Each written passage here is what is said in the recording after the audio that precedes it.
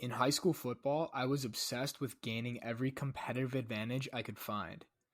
By high school standards, I was about average size, pretty fast, decently strong, and fairly talented, but I had aspirations to play Division 1 football, and by D1 standards, I was definitely a bit small, a bit weak, and a bit slow.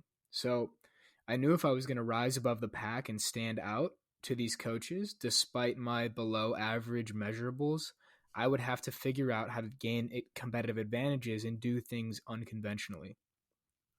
So my obsession with gaining this advantage started with my school lunches. Most of my friends and most high school kids in general were eating pizza, Bosco sticks, ramen, etc. But I would bring pre-made grilled chicken, rice, and broccoli every day that I would heat up in the microwave. And I'd get made fun of every day for it too, but I knew that it was going to give me that advantage. Then I started watching hours of film every day during class to study myself, the plays, the opponent, professional players, etc. And this obsessive study helped me understand the game on a deeper level and be able to see the entire field from a more holistic lens than 99% of high school players. When I wasn't in film watching class, I still wasn't really paying attention. My love for learning and being a nerd and everything didn't really start until after I stopped playing football, but that's another story. Instead, I was sending hundreds of emails during class, like basically cold emailing college football coaches from around the country, every level, D1, D2, D3, etc., begging them to basically notice me. And in the day-to-day, these subtle actions didn't amount to much. Like one day of eating chicken and rice didn't make me a very good athlete overnight. One day of watching film in English didn't give me a breakthrough realization about the philosophy of football. And one day of sending cold emails to college football coaches didn't get me on their radar. But in the day-to-day, these didn't matter. But over time, over years, these actions compounded. After a year of eating chicken and rice and training after school and before school, etc., I went from a kid that was fairly athletic, like 5'10", very average kid, to one of the most athletic players in my area. After a year of watching film every day, I knew the playbook better than most of the coaches. And after a year of sending those emails, I finally got on the Northwestern D1 football team coach's radar. And everything started to manifest, but it was all those tiny actions that compounded over a year, 2 years, etc. And seeing those results manifest a year later, it brought to mind now an ancient truth from the Greek philosopher Aristotle, which I've quoted before on this podcast. He says, "We are what we repeatedly do. Therefore, excellence is not an act, but a habit." So point and blank, these little things matter, right? Your habits are what are going to lead to your excellent results. And in the game of entrepreneurship or the creator economy, and I'm assuming if you're listening to this, you're in either one, everybody has access to the same information. Everybody has the same 24 hours of their day to work with. So how do you stand out? You need to do what I did during high school football. You need to take advantage of every little competitive advantage you can get. This is what separates the top players in the game from the average ones, whether it's in sports or business or anything else in life. But here's the problem. Most entrepreneurs don't see themselves as athletes. And because they don't have the self-image of an athlete and everything stems from the self-image, they treat themselves and they treat their bodies accordingly. They neglect sleep. They eat like garbage. They don't recover properly. They battle with burnout constantly. They're always stressed and anxious, etc. And because they don't treat their minds and their bodies like athletes, the quality of their work actually suffers. And then they look at the players ahead of them who seem to function effortlessly and wonder how they do it. And here's the difference between the average players in the creator economy and the top players. The top players in the creator economy treat themselves like athletes. Quick shout out to my friend Matt Mick. He introduced me to this idea. He had a great tweet a couple weeks ago. He said, "Entrepreneur equals mental athlete." And that stuck with me. And that was the inspiration for this newsletter and this podcast. So a couple quick examples of some names you probably know. Dickie Bush is a huge health nut, right? He takes a holistic approach to health. He walks 20K steps a day. He runs a couple times a week. He weightlifts a couple times a week. He does yoga. He gets 8 to 9 hours of sleep a night. He doesn't eat sugar, etc. He's very intense with it. Dan Koe is the same way. He is damn near a bodybuilder. He does yoga. I know he's run in the past. I was listening to an old podcast of his, and he was saying how he does hill sprints. And it's like, what creator is doing hill sprints? That's pretty badass. And his diet is super locked in too. And then last example I'll give is Sahil Bloom. That dude is a monster. He was a D1 athlete too, just like Dickie Bush. And he gets in an ice bath every day at 5 a.m. And he just finished training for a marathon, and he ran a sub 3-hour marathon. And if you know anything about running, that's just ridiculously fast. The dude is also jacked. It's crazy. Here's the thing. Physical fitness and holistic health and being an athlete are going to be non-negotiables for the next generation of entrepreneurs and creators. The bar has been raised. The entrepreneurs who treat themselves like athletes will have a huge competitive advantage over those who don't. The ones who continue to neglect their sleep, their diet, and exercise won't be able to keep up energetically and emotionally with the ones who make these things non-negotiable. The next generation of entrepreneurs must become holistic athletes, both mentally, physically, and even spiritually. So, throughout the rest of this podcast, I'm going to break down how you can do it. Step 1, you must first think like an athlete. Everything stems from thought. Everything is downstream of thought. So how do you think like an athlete? Let's take a couple examples. Kobe Bryant, first guy. I love studying Kobe.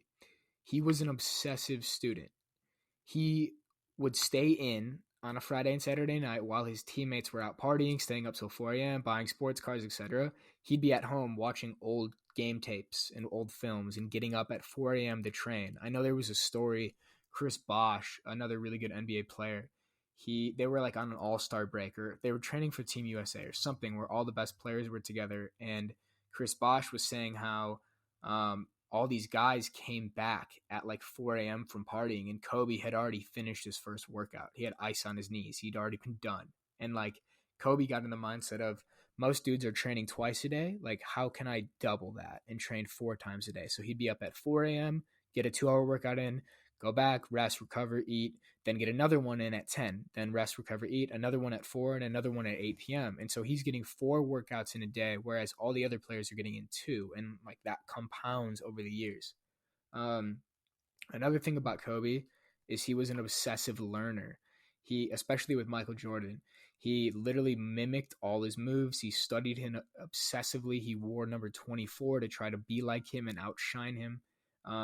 And you could take a lot from how Kobe was studying Jordan. I think, like, look at the top creator who you emulate or who you want to be like in some way. Maybe it's Dickie Bush. Maybe it's Sahil Bloom. Maybe it's Justin Welsh, whoever it is. Take them in your mind and mimic all their habits. Study them like Kobe studied Jordan. Like, that's how you can get to their level. Next example, we were just talking about Kobe and Michael Jordan, so let's talk about Michael Jordan. Michael Jordan was a philosopher, like legitimately. If you listen to this guy talk and speak and get into his mind and read about him, he was a philosopher. The difference between him and the millions of other basketball players who aspire to be the greatest of all time isn't only his athleticism, 6'6" frame, his ginormous hands, his 45-inch vertical, etc. Tons of guys have that, right? You never hear about them because they didn't have the same mind as Jordan. No one was as competitive as he was. I was listening to an interview of his, and the interviewer asked him who his favorite player to play against was. And he answered within a second. He's like, me. And I was like, damn, that's fucking badass. And what he said there, I think, is really directly applicable to entrepreneurship or the creator economy. Entrepreneurship is an internal game. It's a battle of you versus yourself every day. You control your effort. You dictate your focus. You control when you're going to wake up, when you're going to work. It's all on you. And so it's just an internal battle. There's no one to compete against except yourself. As an entrepreneur and creator, you need to hold yourself to a higher standard than anyone else is willing to hold you to. The top entrepreneurs think the same way, trust me. One of my favorite entrepreneurs, Sam Ovens, he's a bit extreme. I don't necessarily agree with how he functions, but everybody has their own personality. But he said this about success. He said, The best people in the world at anything are more focused on that thing than anyone else. Michael Jordan is just more focused on basketball than anyone else. That's what makes him great. So this is the point. To rise to the top in whatever you're doing, you must be obsessed. You must have unwavering focus. You must do whatever you can to gain a competitive advantage. And it all starts with the quality of your thinking, right? Thinking is the main catalyst for anything. Everything else is then downstream of thinking. So, point number 2, train like an athlete. Just like a great athlete trains his body through exercise and his mind through studying film, the new age entrepreneur must do the same. So first, let's talk about training your mind. Focus is like a muscle. You're able to lift more mental weight and focus for longer periods of time the more you train it. There are multiple ways to train your focus, but here are a few that I personally like. Set a timer, start working, and hold yourself in the chair until the timer is done. Like, fight the urge to get up, fight the urge to avoid the work and go to the bathroom. Like, you need to build that discipline muscle. Next, you can add 5 minutes to the timer. So let's say you're doing like a 45-minute work block, and the next week you can add 5 minutes and go 50, and then you add each week, and eventually you get up to 90, 120 minutes. It's just like progressively overloading when you're weightlifting, right? You don't try to add another 100 pounds to the bar. Like, you're going to literally kill yourself and get hurt. Same thing goes with lifting mental weight. You want to progressively overload and add a little bit every time. So eventually you get to that huge number, but you get yourself there in a calm, collected way without burning out.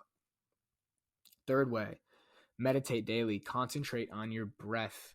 Bring your focus back to the breath. This is just a great practice for that when the mind wanders, you can bring your focus back to whatever you're doing. Like in meditation, you're training your focus to come back to the breath. But in work, when your mind wanders during a work session, how are you going to bring your attention and focus back to the work? And it starts with training the mind by meditation.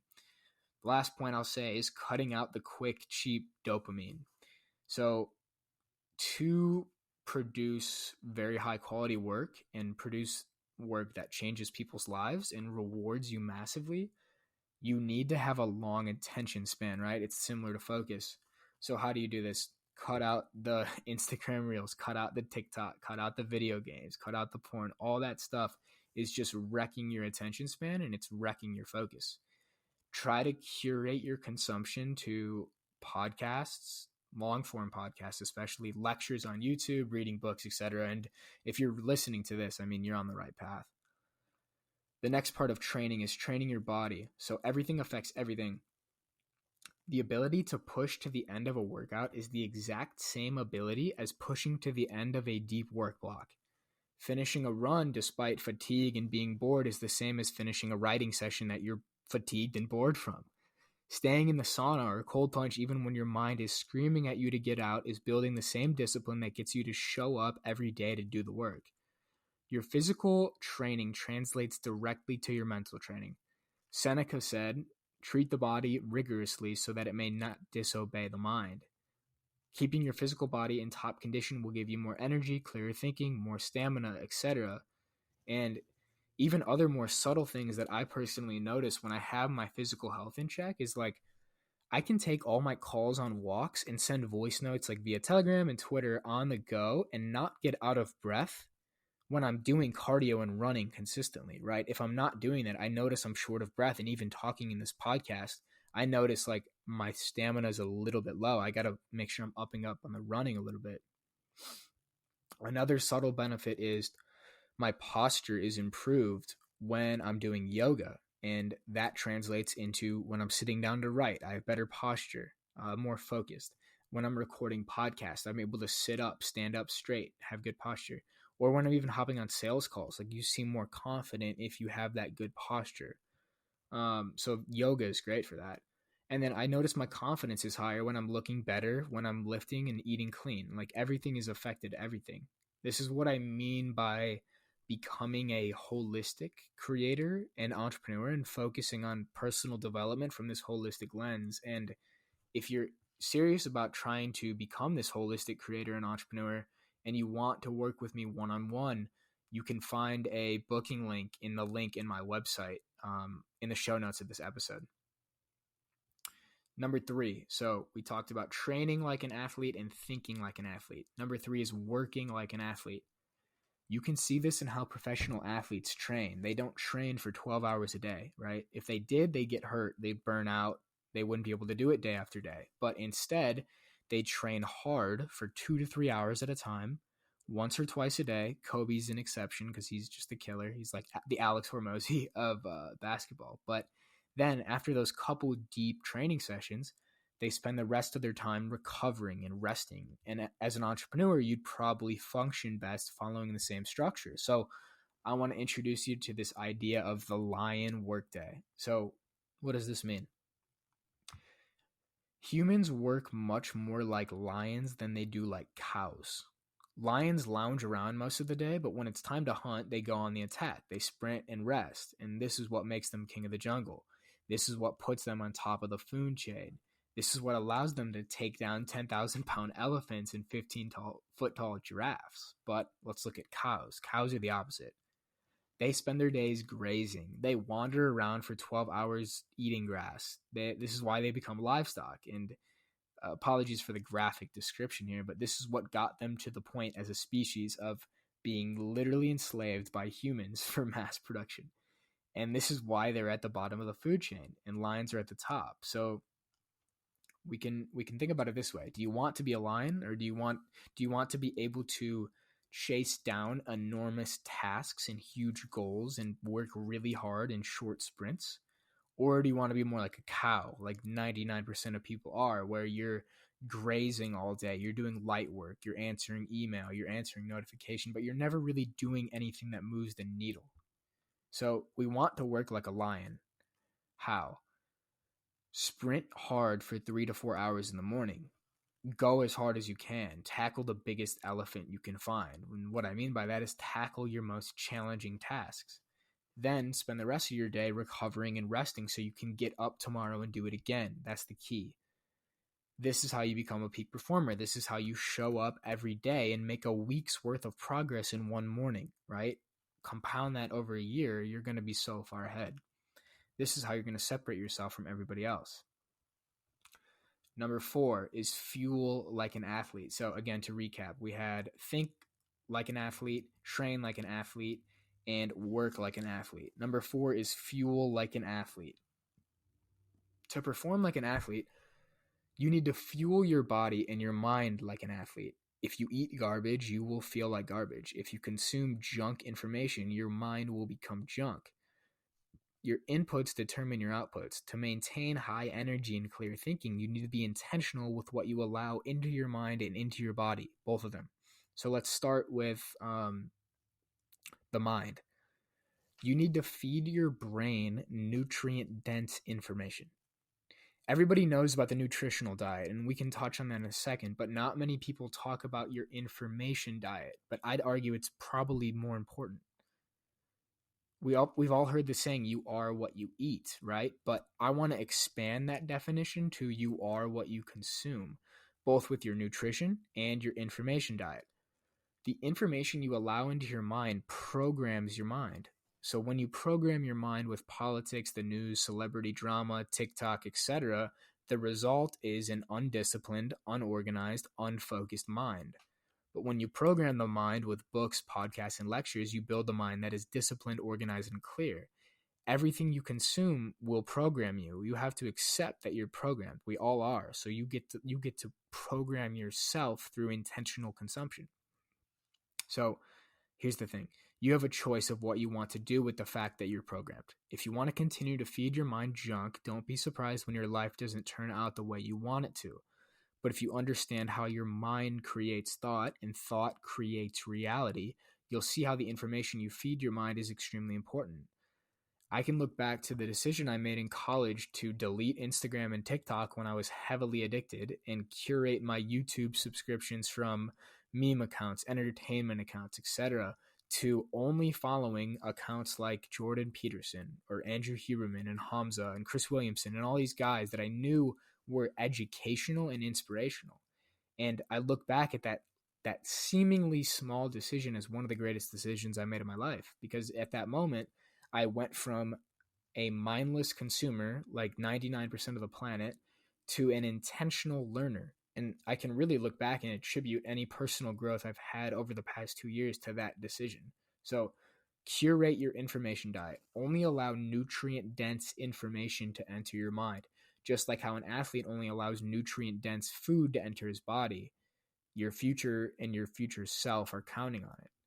So, we talked about information diet. Let's talk a little bit about nutritional diet. So, the food you eat directly impacts how well your brain functions. If you've ever tried to work after eating a huge meal of like processed carbs and pizza and pasta, you know the feeling of brain fog, right? You can't even think clearly. And from our hunting and gathering days, humans evolved to think and work best while we were fasted. We'd get hungry, we'd go hunt, and then we'd eat, rest, and digest. And we'd actually be functioning sharper when we were a little bit hungry and fasted. And this is why I just prefer to work fasted in the morning. Like, this is not a prescription. You don't have to do this, but I enjoy it. And I call the protocol morning mind fasting, just the term I came up with. And in this morning mind fasting, I don't eat until after I finished hunting. During the work in the morning, I'm running purely on 8 hours of sleep, ideally, a ton of water, a cold shower, coffee, and nicotine, and I feel absolutely fantastic and dialed in. But when I do eat after the work, I reward myself for the work with food, essentially. I'm trying to stick as much as possible to like whole nutrient dense single ingredient foods. So my diet, just if you're curious, mainly consists of like grass-fed beef, ground turkey, ground chicken, steak, eggs, fish, avocados, and then fruits, like blueberries, bananas, strawberries, etc., and then spinach and sweet potatoes. And most of my diet is based around that. There are, of course, I'm not perfect, and I don't think you have to be 100% all on all the time with everything. It's all about balance and moderation. But sometimes I'll have like Halo Top, or sometimes I'll go out with friends and get like some fast food. Like it happens, but that's the majority of what I'm eating, and it allows me to function pretty highly. And I notice when my diet slips, both my nutrition and information diet slip, I can't focus as much. So that's why I feel motivated to keep it clean. So number 5 here is recover like an athlete. So we talked about, to recap again, think like an athlete, train like an athlete, work like an athlete, fuel like an athlete, and now it's recover like an athlete. So this last pillar of becoming a mental athlete has to do with rest. Now, let's say what rest is not. Rest is not lying on the couch for 12 hours watching football and drinking beer. That type of rest is actually very detrimental to your recovery, as it is, and it's very passive, right? You wouldn't see an athlete do this and expect to perform at a high level the next day, and you shouldn't expect to as an entrepreneur or a creator. Also, a problem with this type of rest is you aren't ordering your consciousness in any way toward anything meaningful. You have no chance of getting into a flow state. You're kind of passively getting all this information, and your brain isn't able to switch off and switch into like a beta, an alpha state. Not to get too technical here, but you want to switch into an alpha state to access like the default mode network, etc. And watching TV doesn't allow that because it's too stimulating and there's too many quick cuts. So anyways, if you want to become a mental athlete, you need to reframe your definition of what rest is. And it starts with understanding the difference between active and passive recovery. So active recovery, again, I'm not going to go too deep into the brain states, but there are 3 main principles to understand in terms of active versus passive recovery. 1, active rest orders consciousness. Passive rest doesn't. 2, active rest takes effort. Passive rest doesn't. 3, active rest takes discipline. Passive rest doesn't. Passive rest is when you turn the mind off. It's when you sit back and allow information to be fed to you rather than intentionally seeking it out yourself. But active rest is what allows our bodies and our brains to actually recover. So some ideas that you can begin to work into your day and your week to tap into this active recovery, which is going to help you function better, are going on long walks. I'm going to go on a long walk after this podcast.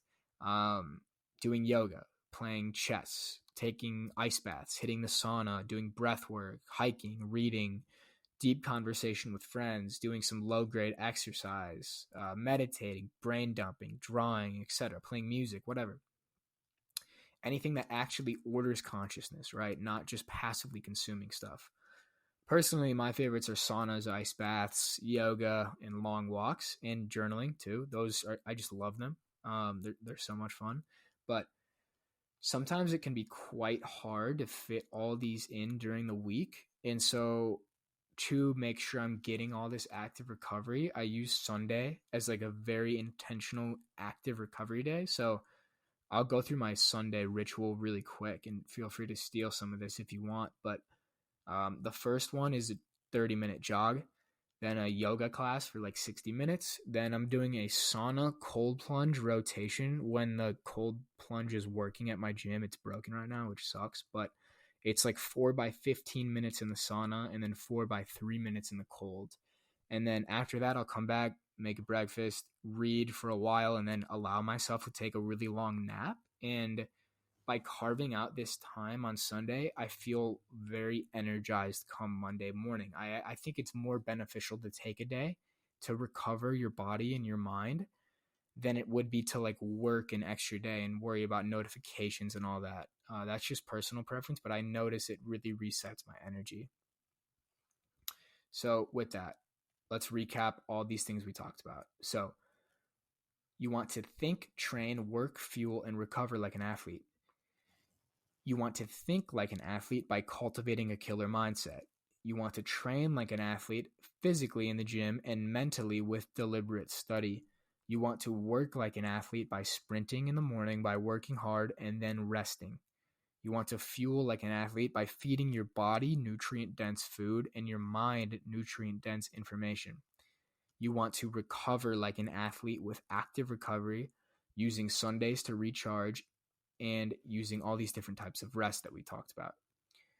The next wave of entrepreneurs and value creators will be the Renaissance men and women. They're going to be holistic polymaths, and they're going to be mental athletes. So with that, thank you for listening. If you made it to the end, quick announcement, if you're still here, I'm in the process of building out my first iteration of a paid curriculum around performance in the creator economy and a higher ticket cohort. And so I'm aiming around December, January for that launch. But with those things in the works, I'll have less bandwidth to take on one-on-one clients. And when I do launch this, my price for the 1v1 clients will be going up to like $5,000 for 90 days.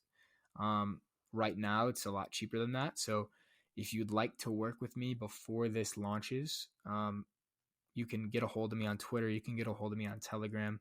And I'll have all this linked down in the description below. But thank you for listening. Definitely check out the stuff below. Give this a thumbs up if you're on YouTube. Give it a 5-star on Spotify. Hit subscribe. It'll help me continue to make these. And with that, thank you. Talk soon.